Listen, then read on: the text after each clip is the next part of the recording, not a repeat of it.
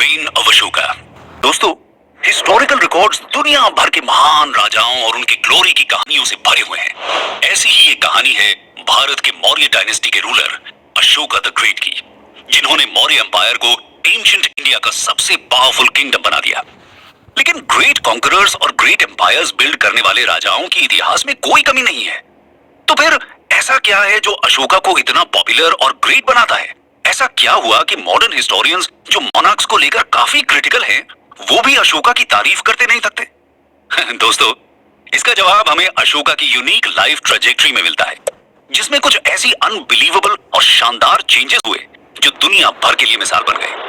हम आपको बता दें कि अशोका के बारे में हिस्टोरिकल रिकॉर्ड्स कहते हैं कि पहले वो एक बेहद क्रूअल और रूथलेस राजा थे। चाइनीज स्कॉलर फाहिन तो ये तक लिखते हैं कि अशोका अपने शुरुआती दौर में ऐसे लगते थे जैसे वो खुद हेल से अलग अलग टॉर्चर टेक्निक सीख कर आए हों, और इसीलिए उनका नाम चंड अशोका पड़ गया, मीनिंग द ब्रूटल अशोका। दोस्तों, हम इस वीडियो में बात करेंगे अशोका की इसी लाइफ ट्रेजेक्टरी के बारे में और समझेंगे कि ऐसा कैसे हुआ कि अशोका, जो एक टायरेंट से कम नहीं था, उसका बनाया हुआ lion capital world's largest democracy का नेशनल एम्ब्लेम बन गया। हम देखेंगे कि कैसे अशोका अपनी रूथलेसनेस और क्रूअल्टी को त्याग कर अहिंसा और धम्म के प्रचारक बन गए और दुनिया भर में शांति संदेश भेजने लगे। ये कहानी है अशोका के चंड अशोका से धम्म अशोका बनने की और उनके जीवन के उन पहलुओं की जो उन्हें मॉडर्न सोसाइटी के पैरामीटर्स पर भी ग्रेट बनाते हैं। आइए बात करते हैं बैकग्राउंड की। बात 326 बीसी की है, जब पूरी दुनिया को जीतने का सपना लेकर अलेक्जेंडर मैसिडोनिया से ब्यास तक पहुंचा।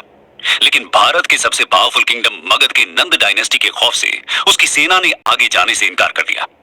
नतीजतन अलेक्जेंडर वापस लौट गया।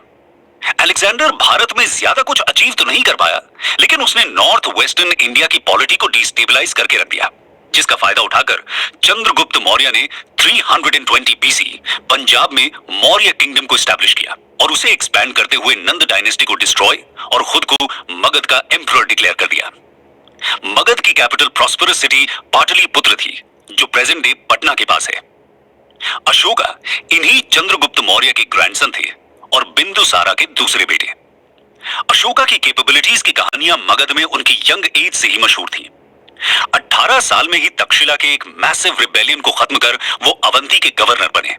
इसके बावजूद उनका थ्रोन हासिल करना नामुमकिन था, क्योंकि उनकी मां एक सिंपल फैमिली से थी, जबकि क्राउन प्रिंस बिंदुसारा के बड़े बेटे सुसीमा की मां एक प्रिंसेस थी। कुछ सालों बाद तक्षशिला में फिर से विरोध हुआ। सुसीमा तक्षशिला भेज दिए गए, जिसके कुछ दिनों बाद बिंदुसारा की डेथ हो गई। बिंदुसारा के मिनिस्टर्स अशोका को ज्यादा केपेबल मानते थे और इसीलिए उनके सपोर्ट में अशोका मगध के एम्परर डिक्लेयर कर दिए गए। लेकिन जब सुसीमा को यह पता चला तो मगध में सक्सेशन को लेकर कॉन्फ्लिक्ट हुआ। इस कॉन्फ्लिक्ट का अंत 270 बीसी में अशोका की विक्ट्री से हुआ। कुछ टेक्स्ट्स कहते हैं कि अशोका ने अपने 99 ब्रदर्स को ब्रूटली मार डाला, लेकिन इसकी हिस्टोरिसिटी कंटेस्टेड है। आइए बात करते हैं अशोका के रूल की। अशोका's रूल। सत्ता में आते ही अशोका की रूथलेसनेस और डेस्पोटिज्म की कहानी स्टार्ट होती है। किंगडम में एक टॉर्चर प्रिजन बनाया गया, जिसको अशोका's हेल कहते थे, जहां प्रिजनर्स और रेबल्स को टॉर्चरस पनिशमेंट्स दी जाती थी। अशोका से उनके वो मिनिस्टर्स भी नाराज थे जिन्होंने सक्सेशन में उनको सपोर्ट किया था। खैर, अशोका ने अपने चक्रवर्ती यानी किंग ऑफ किंग्स बनने के सपने के लिए एक्सपेंशनरी पॉलिसी फॉलो करते हुए एम्पायर को उसके चरम पर पहुंचा दिया, जो हिमालय से लेकर मैसूर और हिंदू कुश से लेकर ब्रह्मपुत्र तक फैल गया। लेकिन अशोका की यह पॉलिसी एक विशियस साइकिल थी। इतने बड़े एम्पायर और राइजिंग मिलिट्री एक्सपेंडिचर का मैनेजमेंट पुअर कम्युनिकेशन टेक्नोलॉजीज की वजह से काफी एक्सपेंसिव था, जिसे कॉम्पनसेट करने के लिए और नए नए टेरिटरीज एनेक्स करना जरूरी हो जाता। और ये सब इसलिए क्योंकि land revenue he main source of income था। लगभग 260 से 261 बीसी में हुए बैटल ऑफ कलिंगा का कॉज भी यही पॉलिसी थी। कलिंगा पाटलिपुत्र के साउथ में एक प्रॉस्परस कोस्टल स्टेट था। अशोका ने इस बैटल को पर्सनली लीड किया और कलिंग के टफ ऑपोजिशन के बाद भी उसे कंप्लीटली डिस्ट्रॉय कर दिया। बैटल का आउटकम काफी हॉरिफिक था, जिसमें 1 लाख की डेथ, 1.5 लाख से ज्यादा डिस्प्लेस्ड और हजारों लोग स्टारवेशन से मर गए। Conversion to Buddhism. जब अशोका ने कलिंग का डिस्ट्रक्शन देखा तो उनका जीवन हमेशा के लिए बदल गया। डेथ और डिस्ट्रक्शन के इस हॉरिफिक सीन ने उनको झकझोर कर रख दिया था। दुनिया के इतिहास में अशोका शायद पहला किंग हुआ जिसने विक्ट्री में जश्न नहीं, दुख व्यक्त किया। ये एक चेंज्ड मैन की कहानी है जिसने पावर के लिए शायद अपने 99 भाइयों का कत्ल कर दिया था। कुछ हिस्टोरियंस कहते हैं कि कलिंग वॉर के बाद अशोका ने वायलेंस को कंप्लीटली छोड़कर बुद्धिज्म को अपना लिया, लेकिन उन्हें बुद्धिज्म में कन्वर्ट मोगलीपुट्टा तिस्सा ने किया या उपगुप्त ने, इसको लेकर काफी विवाद है। लेकिन श्रीलंकन टेक्स्ट दीपावमसा के हिसाब से अशोका पहले ही बुद्धिस्ट मंक और सुसीमा के बेटे निग्रोधा के अंडर बुद्धिस्ट उपासक बन गए थे। अशोका अलग अलग आइडियाज को हमेशा समझने की कोशिश करते थे, लेकिन वो सिर्फ निग्रोध से इंप्रेस हुए, जो अपने पिता सुसीमा के मर्डरर अशोका से मिलकर बिल्कुल भी नाराज नहीं हुए। ये बात अशोका को काफी इंट्रीगिंग लगी। वैसे निग्रोध अशोका डायलॉग की हिस्टोरिसिटी भी डाउटफुल है। अशोका का कन्वर्जन एग्जैक्टली कब हुआ ये बात डिबेटेबल है, लेकिन ये फैक्ट है कि उनका कन्वर्जन ओवरनाइट नहीं हुआ। रोमिला थापर कहती हैं कि अशोका एक एडिक्ट में खुद लिखते हैं कि वो कलिंगा वॉर के 2 साल बाद ही बुद्धिज्म के जेलस डेविटी बने, लेकिन वहां भी कन्वर्जन डेट मेंशन नहीं है। खैर, कलिंगा वॉर के बाद अशोका बोधि ट्री, सारनाथ, लुम्बिनी और कुशीनगर के पिलग्रिमेज पर गए और बुद्धिज्म के मैसेजेस को अग्रेसिवली अपनी धम्म की पॉलिसी के थ्रू स्प्रेड करने लगे। हम आपको बता दें कि बोधि ट्री में गौतम बुद्ध ने एनलाइटनमेंट अचीव किया, सारनाथ में उन्होंने अपना पहला समन दिया, लुम्बिनी उनका बर्थ प्लेस है और कुशीनगर में उन्होंने निर्वाणा अचीव किया। थर्ड बुद्धिस्ट काउंसिल 240 बीसी में अशोका ने थर्ड बुद्धिस्ट काउंसिल ऑर्गेनाइज किया। इस काउंसिल का कॉज था बुद्धिस्ट संघा में करप्शन और 60,000 एलिज्ड ब्राह्मणिक स्पाइस का संघा में इन्फिल्ट्रेशन।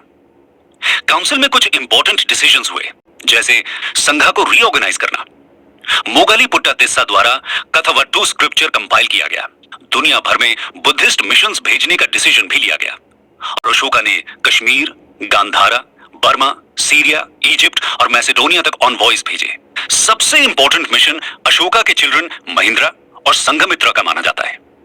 लेजेंड्स संघमित्रा को श्रीलंकन कैपिटल अनुराधापुरा में बोधि ट्री प्लांट करने का क्रेडिट देते हैं, जो वहां आज भी है और एक सीक्रेट साइट है। इस पॉलिसी ने बुद्धिज्म को श्रीलंका के अलावा तिब्बत, चाइना, जापान और साउथ ईस्ट एशिया तक पहुंचाया, जो बाद में एक वर्ल्ड रिलीजन बन गया। ये एक मॉडर्न इंडिया की सॉफ्ट पावर का भी सोर्स है।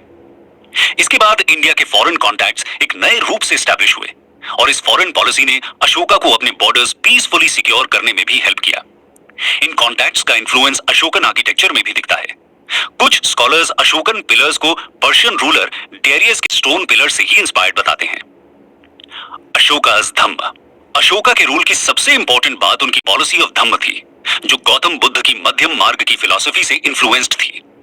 ये हमें एक्सट्रीम इंडल्जेंस इन वर्ल्डली प्लेजर और एक्सट्रीम एसेटिज्म दोनों से बचने और मिडिल पाथ अडॉप्ट करने का सजेशन देती है। इसीलिए अशोका ने सिर्फ एक्सट्रीम मेथड्स को क्विट किया, लेकिन एसेटिज्म को अडॉप्ट नहीं किया। लेकिन अशोका का धम्म सिर्फ बुद्धा की टीचिंग नहीं, बल्कि एक जनरल कोड ऑफ कॉन्डक्ट था। यह बात नोट करने लायक है कि कैसे अशोका ने बुद्धिस्ट आइडियल्स को यूज कर एक यूनिक और इंस्पिरेशनल पॉलिटिकल सिस्टम बनाया। इस सिस्टम के अंदर पैटर्नल किंगशिप अशोका के रूल का गाइडिंग प्रिंसिपल बना, जिसमें सिटीजन्स का वेलफेयर टॉप मोस्ट प्रायोरिटी था।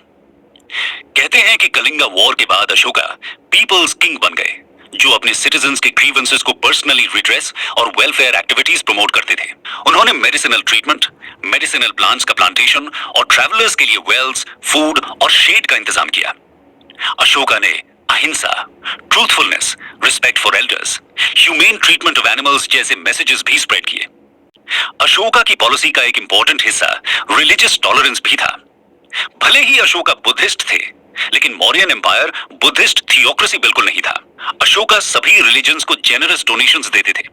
उन्होंने धम्म महामात्ता नाम के स्पेशल ऑफिसर्स भी अपॉइंट किए, जिनका जॉब सभी रिलीजियस सेक्ट्स का वेलफेयर था। यहां तक कि बर्बर केव्स के सुदामा और लोमास ऋषि केव्स को उन्होंने आजीविका सेक्ट को डेडिकेट करने के लिए बनवाया था।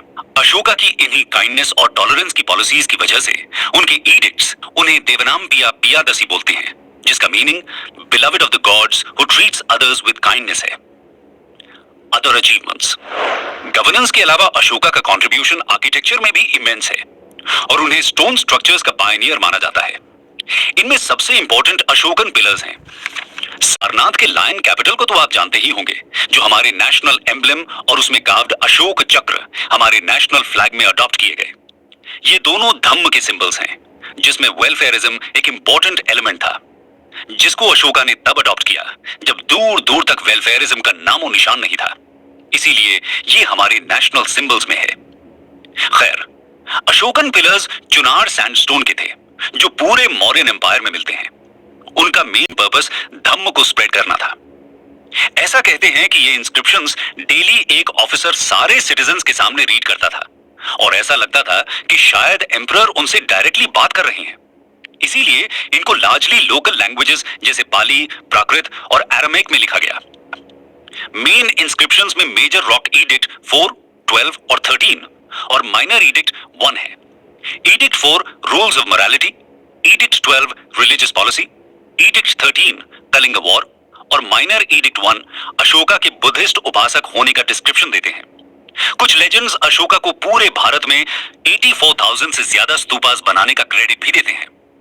अशोक वंदना नाम के लेजेंड्स की एंथोलॉजी के हिसाब से अशोक ने बुद्ध के 7 रेलिक्स को डिवाइड कर उन्हें 84,000 बॉक्सेस में रख दिया और उनके ऊपर स्तूपास बनाने का ऑर्डर दिया। हालांकि हिस्टोरियंस 84,000 स्तूपास को एग्जैजरेशन मानते हैं, लेकिन अशोका ने कुछ स्तूपास बनवाए जरूर, जिनमें most important UNESCO world heritage site Sanchi stupa है, जो दुनिया भर में अपने ग्रैंड्योर के लिए फेमस है।